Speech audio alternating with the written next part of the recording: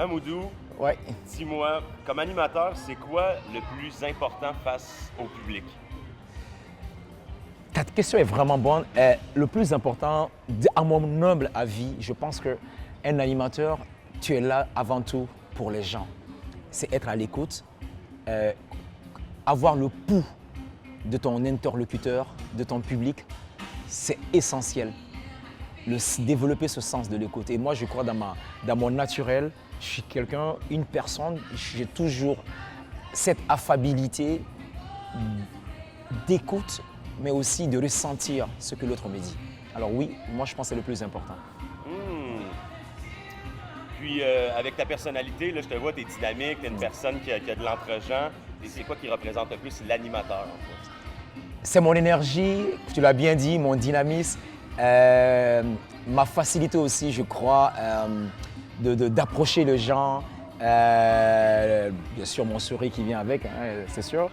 Mais je pense que je n'ai pas l'air d'un bad boy. Alors, mais donc, ce qui veut dire que les gens captent tout de suite, je crois, cette énergie de sensibilité. Ouais, je crois que c'est ça. C'est bon, ça. Ouais. Puis, imaginons là, que demain, tu es appelé à faire une émission, à animer. Ça serait quoi que tu aimerais vraiment animer? C'est quoi qui... Premièrement, j'aimerais ça vraiment qu'on m'appelle. J'aimerais ça. Appelez-moi. Oui, ça serait mon grand souhait. Écoute, moi, je crois que c'est une des émissions, tout ce qui est atteint culturel et sportif. Parce que j'ai une expérience premièrement en sport. J'ai fait des sports semi-professionnels, le basket, le volleyball, le soccer. Je touche à tout. Je suis un casse-cou. Donc, moi, animer les sports de divertissement, les activités de divertissement culturel, en tant que comédien aussi, je crois, oui, ça serait une émission de diversité et aussi, je dirais, de culture générale. Oui, de culture générale. Ouais. Ben, je te remercie pour tes réponses franches. C'est moi qui te remercie et comme tu as dit, appelez. Je suis très content en tout cas. Je suis là, je suis disponible. Voilà. Ouais. C'est sûr qu'on t'appelle. Ouais. Merci.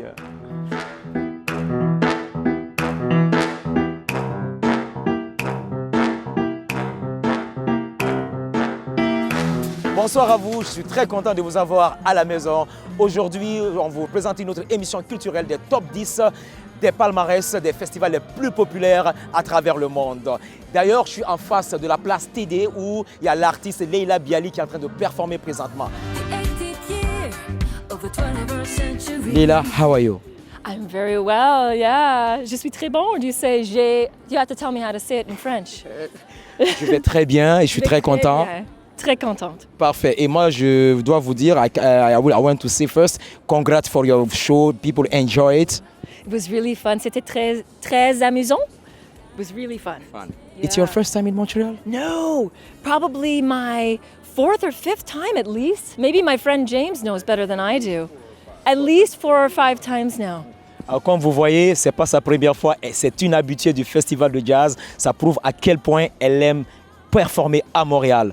So tell me, do you stay for 2 days or you leave today? 2 days. 2 days. So usually it's in and out, but this time we get to have a day off.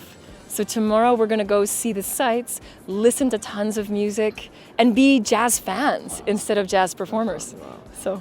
Leila, you are so nice. Thank you to give me that wonderful time with you. Merci à vous. And enjoy your day, enjoy Montreal, and we're so happy to have you in the Festival de Jazz of Montreal. C'était un grand plaisir pour moi, vraiment. Merci. Thank you, Leila. Thank you. Okay. Pendant toute l'émission, je veux savoir, on va poser une question au public. Pourquoi vous pensez que Montréal est une ville festive? À savoir, dans mon Vox Pop.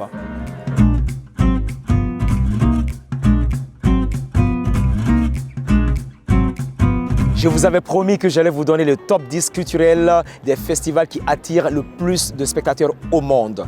Pour notre top numéro 10, c'est le festival Sziget à Budapest qui accueille 545 000 spectateurs. Pourquoi il est populaire? Parce que ça se déroule tout simplement sur une île qui est spectaculaire. Notre top numéro 9, c'est le festival qui se déroule directement aux États-Unis, dans l'État de Californie, IADIO, qui s'appelle Coachella. Il accueille aussi 594 000 personnes, de grandes vedettes comme Kanye West, Billie Eilish, Harry Styles et Swedish House Mafia. Alors, un festival qui est vraiment reconnu aussi pour le côté culture pop. Pour notre top 8, c'est le festival Rock in Rio, connu aussi pour le festival Rio de Janeiro, qui accueille 700 000 personnes. Pourquoi il est populaire? C'est Rio, hein? On peut tous aller au Brésil, les plages, la beauté de ce pays-là. Et il a été créé en 1985. Alors en 2002, il a accueilli aussi des artistes comme Coldplay, Guns N' Roses, Iron Maiden, Megadeth, Green Day et Dua Lipa et plus. Alors voilà, je vous le propose aussi pour notre top 8 de palmarès 10.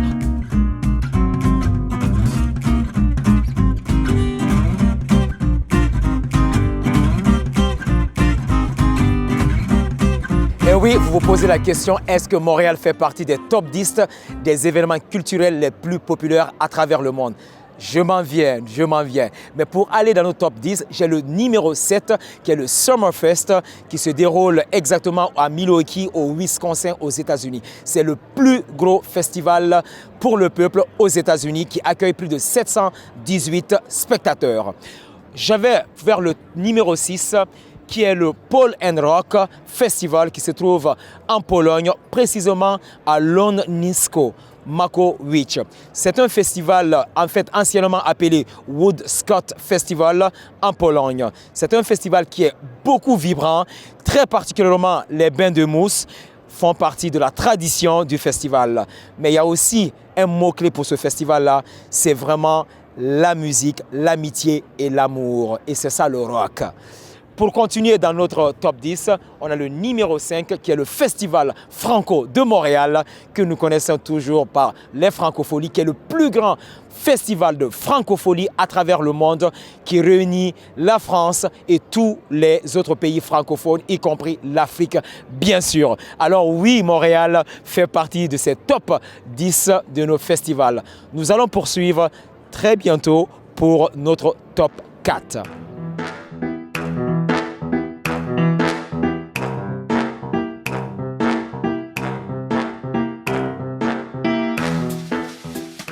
Et oui, je suis de retour, je n'ai pas oublié, je vous ai promis que Montréal, on s'en vient bientôt. Je suis toujours, comme vous voyez, sur cette belle esplanade du quartier des spectacles avec le festival de jazz. Il y a un spectacle qui vient tout juste de finir au rythme africain de jazz. Notre top 4, je suis très content de le présenter, c'est le Festival d'été de Québec. Vous savez, ce festival, il a commencé très petit. Il a grossi au fil du temps. Et aujourd'hui, c'est devenu un festival renommé qui reçoit des grandes vedettes. Moi, je suis très fier. Franchement, Québec, bravo.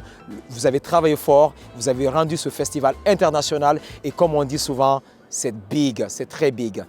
Pour aller à notre top 3, un autre festival que je suis très fier, dont je suis présentement en train de savourer ses saveurs, c'est le Festival international de jazz.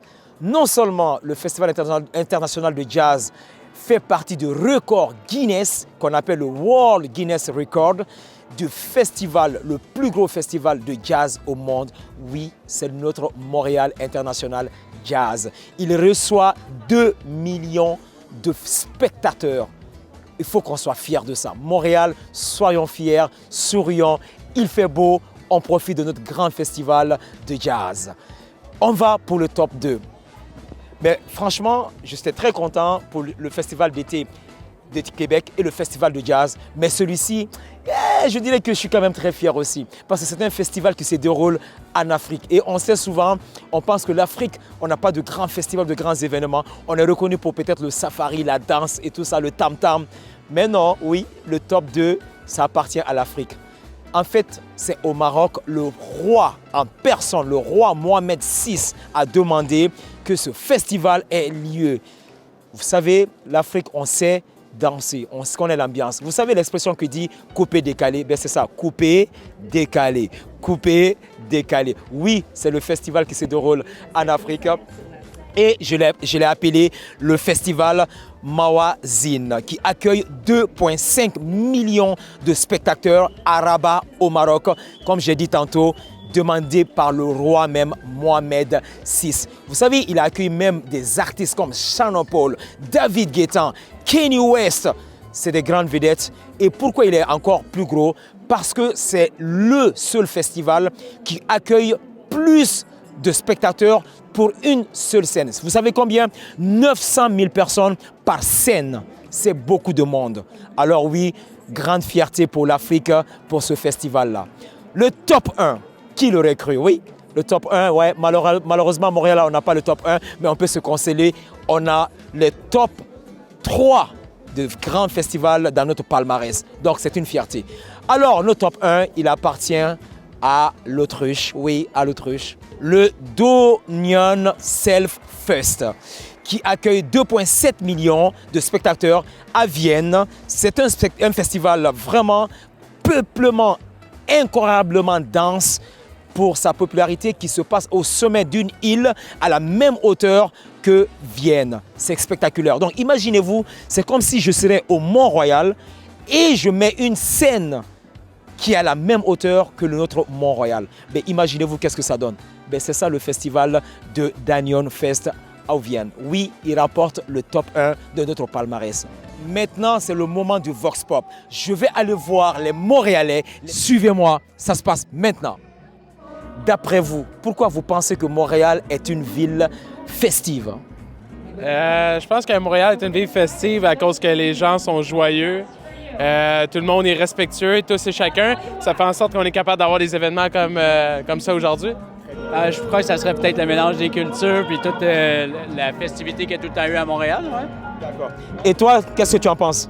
Ben, c'est beau, c'est cool, là. Il y a plein d'affaires, c'est beau. I want to know, do you think Montreal is the biggest festival around the world? The biggest festival around the world? I'm not sure, but it's one of our favorites. It's got to be up there. Well, you know, Montreal is like full of all the mosaic, right? Like all different immigrants and everybody's coming together to actually fill this city. So that's why this has to be the biggest one. Yes. Thank you very much. Your name? Jimmy. Thank you very much, Jimmy. Enjoy your festival. Sure, thank you. Et oui, c'est déjà tout pour notre Vox Pop. On a fait notre sondage. Il y a 10 personnes qui ont répondu. Selon les Montréalais et Montréalaises qu'on a sondés, Montréal a vraiment le plus gros festival au monde.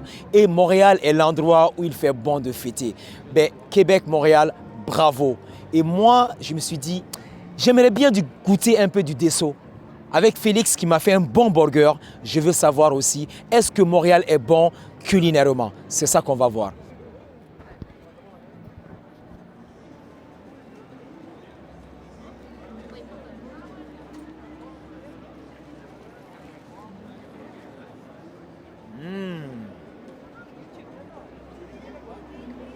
Ouais, définitivement, Montréal, on est le meilleur.